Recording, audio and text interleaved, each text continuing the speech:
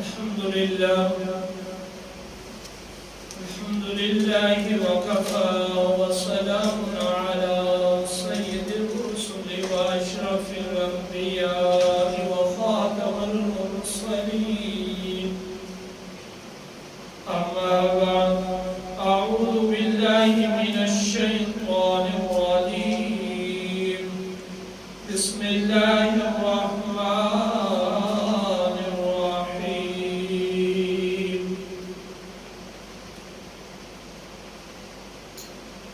لقد جاءكم رسول من أنفسكم عزيز عليه ما عنتم حريص عليكم بالمؤمنين رؤوف رحيم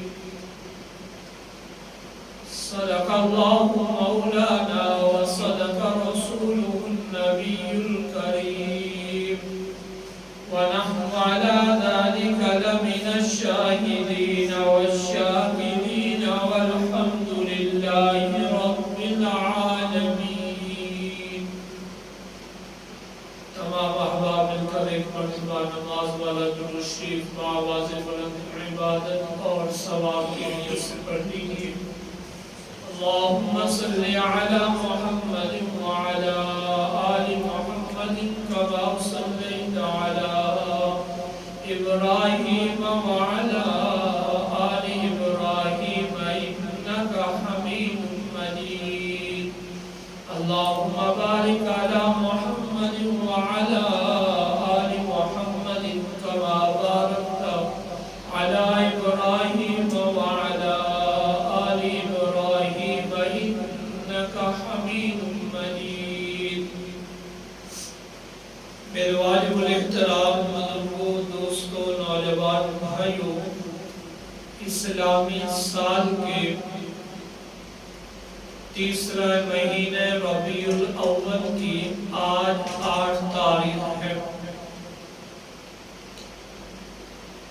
ربیع بہار کو کہتے ہیں، الاول پہلی بہار. یہ وہ مہینہ ہے جس میں امام الانبیاء، سرور کونین، خاتم المرسلین حضرت محمد رسول اللہ صلی اللہ علیہ وسلم کی ولادت باسعادت کا مہینہ ہے.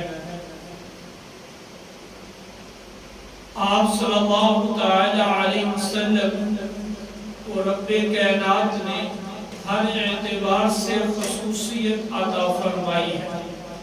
آپ کو حسب اور نسب کے اعتبار سے بھی اللہ نے خصوصیت عطا کی ہے. آپ کے جائے پیدائش کے اعتبار سے بھی اللہ نے آپ کو خصوصیت عطا کی ہے. نبوت کے اعتبار سے بھی اللہ تعالی نے آپ کو خصوصیت عطا کی ہے. اگر ہم آپ کے حسب اور نسب کی بات کریں تو آپ حضرت ہاشم کی اولاد میں سے ہیں، اس لیے آپ کو ہاشمی کہتے ہیں. آپ کے والد ماجد کا نام محمد بن عبداللہ ہے، آپ کے دادا جان کا نام عبد المطلب ہے، اور آپ کے پردادا جان کا نام حضرت ہاشم ہے. ہاشم اس کو کہتے ہیں کہ جو شوربے کے اندر روٹی کے چھوٹے چھوٹے ٹکڑے کر کے ڈبو کر کھائے، اسے ہاشم کہتے ہیں. تو آپ کا نام ہاشم تو مشہور ہوا. ایک وقت تھا جب مکہ المکرمہ کے اندر 61 سالی کے دن تھے، تو لوگوں کے پاس کھانے پینے کے لیے کچھ نہیں تھا. تو حضرت ہاشم کیا کرتے کہ شوربے والا سالن بناتے اور اس میں روٹی کے ٹکڑے کر کے بڑے بڑے برتنوں میں سرید بنا دیتے، اور پھر وہ سرید سب کو بانٹا کرتے تھے. جس کو بھی بھوک ہوتی وہ اسے کھایا کرتا تھا. اس وجہ سے آپ ہاشم کے نام سے مشہور ہوئے ہیں. ہاشم اس لیے آپ کا نام پڑ گیا. آپ کے بیٹے، آپ سنم کے دادا جان یعنی حضرت ہاشم کے بیٹے اور آپ سنم کے دادا جان حضرت خواجہ عبد المطلب، اللہ تعالیٰ نے بہت سارے اعزازات سے نوازا.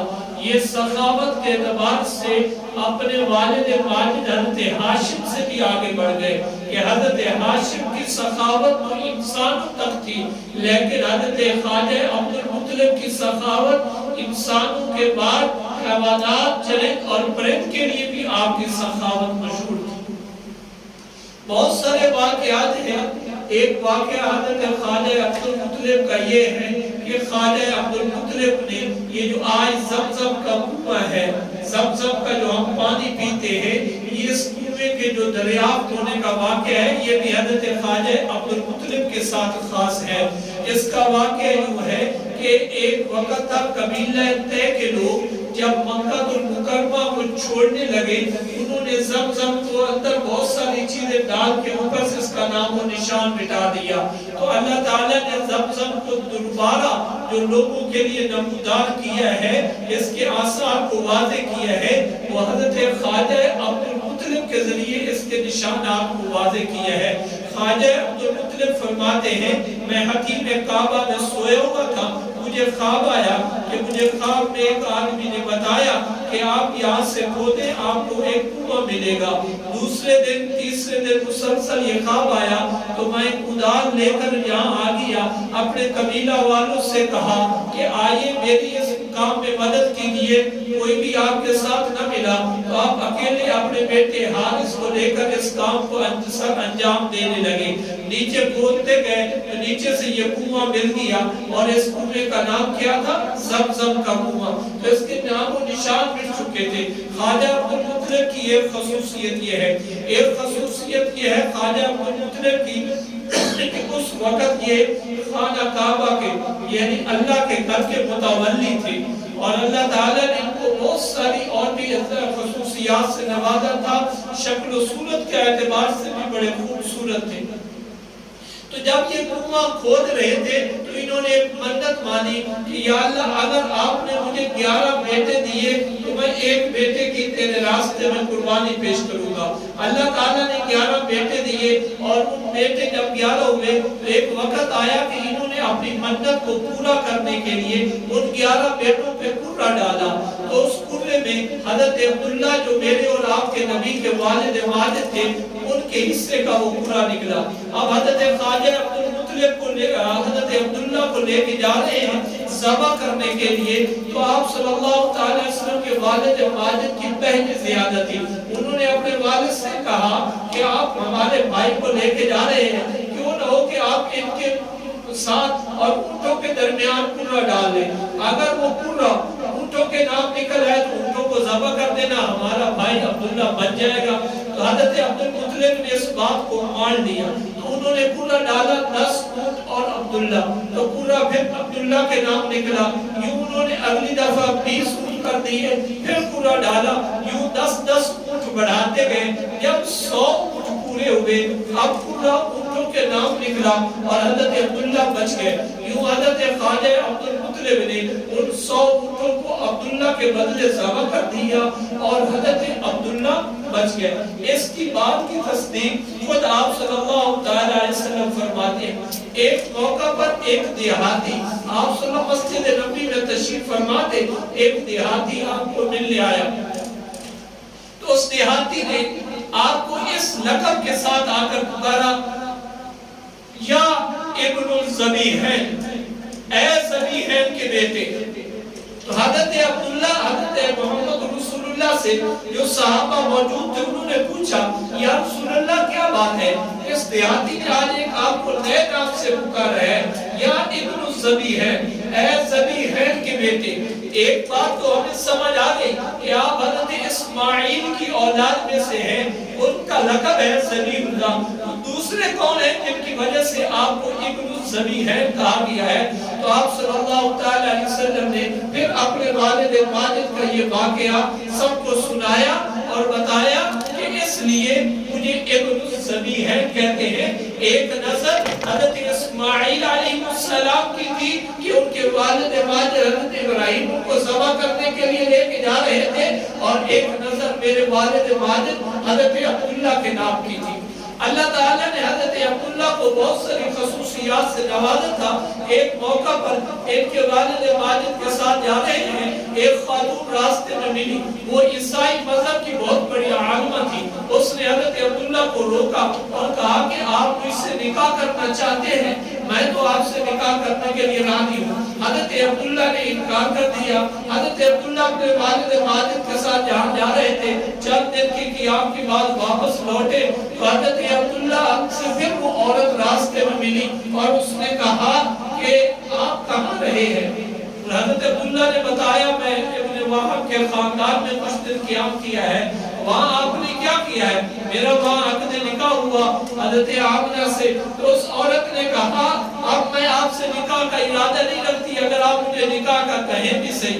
حضرت عبداللہ نے پوچھا یہ کیا بات ہوئی, پہلے آپ نکاح کا ارادہ رکھتی تھی, آپ نکاح کا ارادہ کیوں ختم کیا ہے؟ تو اس خاتون نے بتایا پہلے آپ کی پیشانی میں ایک نور تھا اور جو اب نور آپ کی پیشانی میں نہیں رہا. پہلے آپ کی پیشانی میں ایک نور تھا اور مجھے یہ یقین ہے وہ نور نبوت تھا. جو نور نبوت والا نور اب منتقل ہو چکا ہے, اب مجھے آپ کی طرف کوئی التفات اور توجہ نہیں ہے. آپ صلی اللہ علیہ وسلم کے والد ماجد کا حضرت عبداللہ کا نکاح حضرت آمنہ سلام اللہ علیہا سے ہوا. وقت گزرتا گیا, حضرت آمنہ کے ہاں آپ صلی اللہ علیہ وسلم کی پیدائش ہوئی ہے. حضرت آمنہ پیدائش سے پہلے 2-3 واقعات آپ کو بتاتا ہوں. بہت سارے واقعات ہیں, ادراک کرنا بڑا مشکل ہے. میں مختصراً اور بڑی اہم باتیں آپ کے سامنے ذکر کر رہا ہوں. حضرت آمنہ فرماتی ہے ایک موقع پر میں کنویں سے پانی بھرنے گئی ہوں, میرے پیٹ میں میرا بیٹا ہے, میں جا کر دیکھتی ہوں پانی تو بڑا نیچے ہے. میرے دل میں خیال آیا آمنہ آپ کیسے اپنے ڈول سے پانی بھرو گی؟ ابھی یہ میرے دل میں خیال آیا ہی تھا کہ اگلے لمحے میں پانی اچھل کر میرے پاؤں کو بوسے دے رہا. حضرت آمنہ فرماتی ہے ایک دن میں ذرا گھر سے باہر نکلی تو دھوپ تھی اور اچانک کیا دیکھتی ہوں, درخت چل کر مجھ پر سایہ کر رہے ہیں. میں آگے بڑھی, میں نے کہا یہ تو ہو سکتا ہے کوئی نئی بات نہ ہو. میں آگے بڑھی تو پہاڑوں کے درمیان گئی, وہ بادل مجھ پہ سایہ کر رہا تھا اور پہاڑ کہہ رہے تھے السلام علیکہ یا رسول اللہ, اے آخری نبی کی اماں جان تم پر تیرے رب کی سلام سی. حضرت آمنہ سلام اللہ علیہ فرماتی ہے یوں بہت سارے واقعات تھے جو میں نے اپنی آنکھوں سے دیکھے. یہ واقعات نے مجھے حیران اور پریشان کر دیا کہ یہ کیا واقعات ہیں. لیکن جو واقعہ میں نے اس وقت دیکھا جو جب آپ صلی اللہ علیہ وسلم کی عین ولادت ہوئی, اس بات کی گواہ ایک اور فاطمہ عورت ہے قبیلہ اسید سے, وہ بھی گواہی دیتی ہے کہ میں اس وقت آمنہ کے ساتھ ان کے کمرے میں موجود تھی. میں اچانک دیکھتی ہوں جیسے ہی آمنہ کے پیٹ سے یعنی آمنہ کے ہاں بچے کی پیدائش ہوئی, پورا کمرہ روشن ہو گیا. مجھے یوں لگا جیسے آج چاند اور ستارے سورج ٹوٹ کر اس کمرے میں آ گئے, اتنی زیادہ روشن. اگلے چند لمحے میں حضرت آمنہ فرماتی ہے ایک عجیب بات ہوئی. ایک آواز دینے والے نے کہا آج کے دن قیصر اور کسریٰ کے کنگر گر گئے. آج کے دن آتش غدا جو کئی سالوں سے نمرود کی آگ جل رہی تھی وہ بجھ گئی ہے. آج کے دن ایک چلتا ہوا دریا ہمیشہ کے لیے رک گیا ہے. تو حضرت ایک قیصر اور کسریٰ نے اس کے بارے میں لکھا ہے ایک فتح نامی ان کا جو عالم تھا اس کے ذریعے, اور کہا کہ جب مکہ کی دھرتی پہ آمنہ کے گھر, عبداللہ کے گھر, عبد المطلب کا پوتا محمد بن عبداللہ پیدا ہوئے ہیں, قیصر و کسریٰ کی بادشاہت کا تخت ہے یہ. قیصر و کسریٰ بڑا پریشان ہوا, اپنے نجومیوں سے اور علماء سے پوچھا کیا بات ہے, آج سارے آپ پریشان نظر آ رہے ہیں, کیا واقعہ پیش آ گیا؟ ان کے علماء نے بتایا آج کچھ ایسا دنیا میں ہوا ہے جس کی وجہ سے ہمیں پتہ چلتا ہے کہ تیری بادشاہت ان قریب گرنے والی اور ختم ہونے والی, مٹنے والی. اور پھر وہ وقت دیکھا ہے محبوب کبریا کے وہ غلام عمر فاروق کے دور میں قیصر و کسریٰ فتح ہوا. دیکھیے یہ ابھی نبی کی ولادت کے ساتھ یہ واقعات ہوئے. اور حضرت آمنہ کے بعد جو فاطمہ عورت ہے وہ کہتی ہے کہ اتنی روشنی تو چاند اور سورج کی تو رسول اللہ کی پیدائش کے ساتھ۔ اگلی بات، بچہ پیدا ہوتا ہے، آپ سب جانتے ہیں جب بچہ پیدا ہوتا ہے اس کی ماں یا اس کی دائیا یا ڈاکٹر ایک آنت کاٹتے ہیں جو ناف کے ساتھ لگی ہوتی ہے، لیکن جب میرے اور آپ کے نبی پیدا ہوئے ہیں یہ آنت پہلے سے کٹی ہوئی تھی۔ یہ آپ صلی اللہ علیہ وسلم کی خصوصیت۔ دوسری خصوصیت، حضرت خواجہ عبدالمطلب فرماتے ہیں ابا جان تو آپ صلی اللہ علیہ وسلم کی آپ کی ولادت سے 6 ماہ پہلے فوت ہو چکے ہیں۔ حضرت خواجہ عبدالمطلب فرماتے ہیں میں آمنہ بیٹے کے پاس گیا، مجھے میری بیٹی نے بتایا کہ آپ کا پوتا پیدا ہو چکا ہے، میں نے ہاتھوں پھنسایا۔ اب میرا خیال یہ تھا کہ آج میں ختنہ کرنے والے کو بلاؤں گا، لیکن مجھے آمنہ نے بتایا ابا جان آپ کے بیٹے کا پہلے سے ختنہ شدہ ہے، یعنی مختون ہے۔ یہ آپ صلی اللہ علیہ وسلم کی دوسری خصوصیت۔ یہاں سیرت ابن حشام نے اور بہت سارے محدثین اور سیرت نگاروں نے لکھا ہے یہ ایسا کیوں تھا کہ آپ صلی اللہ علیہ وسلم مختون کیوں پیدا ہوئے؟ بات بڑی اہم ہے، ذرا توجہ سے سننا۔ آپ صلی اللہ علیہ وسلم مختون کیوں پیدا ہوئے؟ اللہ تعالیٰ کی حکمت یہ تھی کہ رب کائنات نے آپ کی پیدائش کے ساتھ آپ کی امت کو، انسانوں کو بتا دیا یہ وہ نبی ہے جو شرم و حیا کا پیکر ہے۔ میں رب یہ بھی گوارا نہیں کرتا کہ میرے نبی کی شرمگاہ پہ کسی غیر کی نظر پڑے۔ اور حضرت آمنہ فرماتی ہے میں نے بہت سارے بچوں کی پیدائش کو دیکھا ہوا تھا، بچے کے جسم پہ لیس دار چیزیں ہوتی ہیں، دائیا ماں یا ڈاکٹر اس کو صاف کرتی ہیں، لیکن جب میرا بیٹا محمد پیدا ہوا تو اس کے جسم سے خوشبو اٹھ رہی۔ آپ صلی اللہ علیہ وسلم کی ولادت باسعادت کے بعد 1 سے 2 دن تک آپ کی والدہ مائدہ حضرت آمنہ صلی اللہ علیہ نے آپ کو دودھ پلایا ہے۔ دوسرے دن کے بعد یا تیسرے دن حضرت ابو لہب کی باندی حضرت صوبیہ نے آپ کو دودھ پلایا ہے۔ اس بات کی گواہی بھی خود آپ صلی اللہ علیہ وسلم دیتے ہیں۔ صوبیہ یہ ابو لہب کی باندی تھی، صوبیہ یہ ابو لہب کی باندی تھی۔ صوبیہ نے آپ صلی اللہ علیہ وسلم کو دودھ پلایا ہے۔ سیرت ابن حشام میں لکھا ہے ایک موقع پر آپ صلی اللہ علیہ وسلم کو کسی نے مشورہ دیا کہ اے یا رسول اللہ آپ حمزہ جو آپ کے چچا جان ہیں ان کی بیٹی کے ساتھ عقد نکاح کر لیں۔ تو آپ صلی اللہ علیہ وسلم نے فرمایا میں حمزہ کی بیٹی کے ساتھ نکاح نہیں کر سکتا کیونکہ وہ میری کیا ہے بھتیجی لگتی ہے۔ تو صحابہ نے پوچھا یا رسول اللہ وہ کیسے؟ انہوں نے کہا حمزہ میرے چچا اور میں نے ہم دونوں نے صوبیہ سے دودھ پیا ہے، اس لیے حمزہ میرا چچا ہے۔ رشتے کے اعتبار سے، رضاعت کے اعتبار سے حضرت حمزہ میرے بھائی ہیں۔ اس بات کی یہ دلیل ملتی ہے کہ آپ صلی اللہ علیہ وسلم کو حضرت صوبیہ نے دودھ پلایا ہے۔ مختصراً ہم آگے بڑھتے ہیں محبوب کبریا کی 4 دن تک حضرت صوبیہ نے دودھ پلایا ہے۔ مکہ کے اندر یہ روایت تھا کہ بنو سعد کی خواتین آتی، ان بچوں کو اپنے ہاں لے جاتی، وہاں دودھ پلاتی، کھلے ماحول میں پرورش کرتی۔ حضرت حلیمہ سعدیہ بنو سعد کی خاتون ہے۔ مقدر جب جاگنا ہو، جب اللہ پسند کر لے، جب اللہ کچھ دینے پہ آئے، پھر اللہ حسب اور نسب نہیں دیکھا کرتے، پھر اللہ نہیں دیکھا کرتے کون ہے، کہاں سے ہے، کس سے تعلق ہے، خاندان کے اعتبار سے کیسا ہے، مال ہے یا نہیں ہے، کوئی علم ہے یا نہیں ہے۔ بس جب رب پسند کر لے پھر رب ایسے عطا کرتا ہے جیسے حلیمہ کو عطا کرتا ہے۔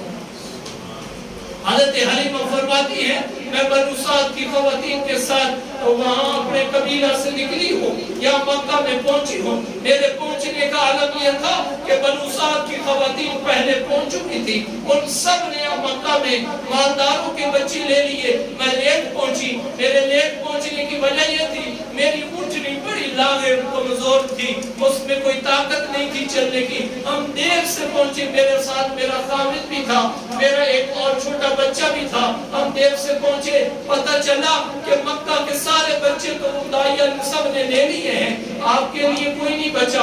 میں نے مکہ کی گلیوں کا چکر لگایا، واقعتاً کوئی بچہ نہیں ملا۔ مجھے بتانے والے نے بتایا یہاں ایک خواجہ عبد المطلب کا گھر ہے، اس گھر میں ایک بچہ ہے جس کا باپ فوت ہو چکا ہے، وہ یتیم ہے، کوئی نہیں لے گیا اس کو، کیونکہ معلوم ہے جس کا باپ نہیں ہوگا تو اجرت کہاں سے ملے گی۔ یہ داعیہ بچے کیوں لیتی تھی؟ اجرت کے لیے، ان کا ذریعہ معاش یہی تھا۔ حضرت حلیمہ واپس آ گئی، اپنے خامد سے آ کر کہا کوئی بچہ نہیں ملا، ایک یتیم بچہ ہے۔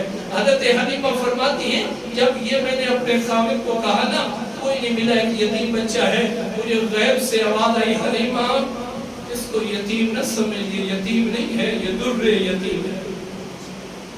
حلیمہ یہ یتیم نہیں ہے، یہ بے سہارا نہیں ہے، یہ تو سہارا دینے والا ہے۔ حلیمہ یہاں خزانے نہیں ملیں گے، یہاں سے خزانے کی چابیاں ملیں گی۔ حلیمہ یہاں سے مال نہیں ملے گا، یہاں مال کے سارے دروازے ملیں گے۔ حلیمہ نہ چھوڑ اس کو، اسی کو لے لے، یہاں سے جو ملے گا تیرے گمان میں بھی نہیں ہے۔ حضرت حلیمہ فرماتی ہے میں گئی اور جا کر میں نے آمنہ کا دروازہ کھٹکھٹایا، حضرت آمنہ نے پوچھا کون؟ میں نے کہا میں حلیمہ ہوں، میں بچہ لینے آئی ہوں۔ حضرت آمنہ نے کہا آپ کو معلوم ہے نا یہ یتیم ہے، اس کا باپ نہیں ہے۔ حضرت حلیمہ نے کہا جی مجھے معلوم ہے، بس مجھے بچے سے غرض ہے۔ حضرت حلیمہ فرماتی ہے جب تک میں نے محمد رسول اللہ کو امام الانبیاء کو نہیں لیا تھا، ہماری حالت یہ تھی، ہماری اونٹنی لاغر تھی، اس کے تھنوں میں دودھ نہیں تھا۔ ہماری حالت یہ تھی میرے پستانوں میں دودھ کا قطرہ نہیں تھا، جس قطرے کو پی کر میرا بچہ اپنی بھوک اور پیاس بجھا لے۔ لیکن جیسے ہی میں نے آمنہ کے بیٹے کو ہاتھ لگایا، میں عجیب منظر دیکھتی ہوں، جن پستانوں میں دودھ نہیں تھا وہ پستان دودھ سے بھر گئے۔ میں نے بچے محمد کو لیا، میں اپنی جو جھونپڑی لگائی تھی وہاں ہی میں عجیب حالت دیکھی۔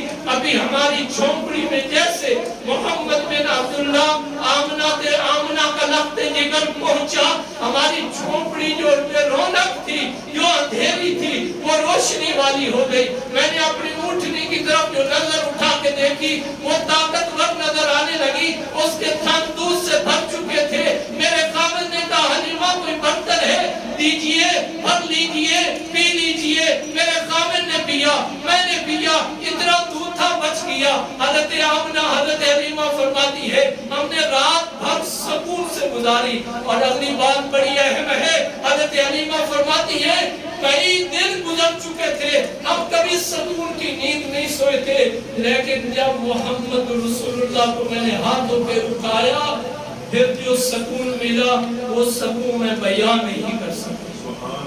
حضرت حلیمہ فرماتی ہیں رات بھر گزاری، آخری بات عرض کرتا ہوں، رات سکون سے گزاری، صبح اٹھی، سفر کا سامان باندھا۔ وہ جو داعیہ ہم سے پہلے پہنچی تھی آتے ہوئے، آپ کو داعیہ پیچھے رہ گئی، ہم آگے بڑھ گئی۔ داعیوں نے پیچھے سے آواز دے کر پوچھا حلیمہ کون سی آئی سواری لے کر آئی ہے، یہ کیا ہے؟ حلیمہ نے کہا سواری بھی ہوئی ہے، ہانکنے والا بھی ہوئی ہے، ہار پکڑنے والا بھی ہوئی ہے۔ دراصل آج اس سواری کا سوار بدل گیا۔ میرے بھائیوں،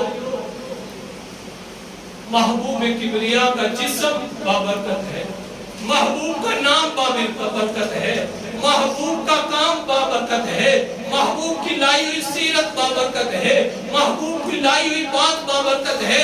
اب ہماری مرضی ہے ہم محبوب کو کس نگاہ سے لیں۔ محبوب کبریا کی دو زندگیاں ہیں، آپ کی سیرت بھی ہے، آپ کی صورت بھی ہے۔ انشاءاللہ اگلے 3 مہینے تک تسلسل سے بیان کروں گا۔ ہماری کمزوری یہی ہے ہم صحیح بات کو سنتے نہیں ہیں، فرصت نہیں ہے ہمارے پاس سننے کے لیے۔ شکوہ یہ ہوتا ہے بیان کوئی نہیں کرتا، بھائی بیان تو کیا جاتا ہے، سننے والے بنو، چند منٹ پہلے تو آؤ، بات مکمل ہو چکی ہوتی ہے، ہم آخر میں آتے ہیں اور پھر شکوہ کرتے ہیں، لگتا ہے مولوی صاحب نے تو آج تو محبوب کبریا انبیاء کی سیرت کا ٹائم تھا، بیان ہی نہیں کی۔ بھائی آپ نے سنی نہیں ہے، آپ کے پاس ٹائم نہیں تھا۔ کیوں ٹائم نہیں تھا؟ میرے پاس دنیا سے نکلنے کا وقت نہیں ہے، مجھے دنیا نے اتنا الجھا دیا اپنے کاموں میں، مجھے محبوب کو سیکھنے کا وقت نہ ملا، مجھے دنیا نے اتنا پھنسا دیا، مجھے محبوب کو پڑھنے کا وقت نہ ملا، مجھے دنیا نے اتنا ورگلا لیا، میں نے محبوب کو سمجھا ہی نہ۔ میں نے سمجھا شاید محبوب اسی لیے ہے کہ میں نے محبوب کا کلمہ پڑھ لیا، میرے لیے کافی ہے۔ نہیں بھائی، محبوب کا کلمہ بھی پڑھو، محبوب کی سیرت بھی پڑھو، محبوب کی سیرت کو اپناؤ بھی صحیح، اپنے کام میں بھی لاؤ، اپنی خوشی میں محبوب کی سیرت کو لاؤ، اپنی غمی میں محبوب کی سیرت کو لاؤ، اپنے صبح میں محبوب کی سیرت میں لاؤ، اپنے معاملات میں محبوب کی سیرت کو لاؤ، اپنے عزت و اقارب کو ملتے ہوئے محبوب کی سیرت کو سامنے رکھو۔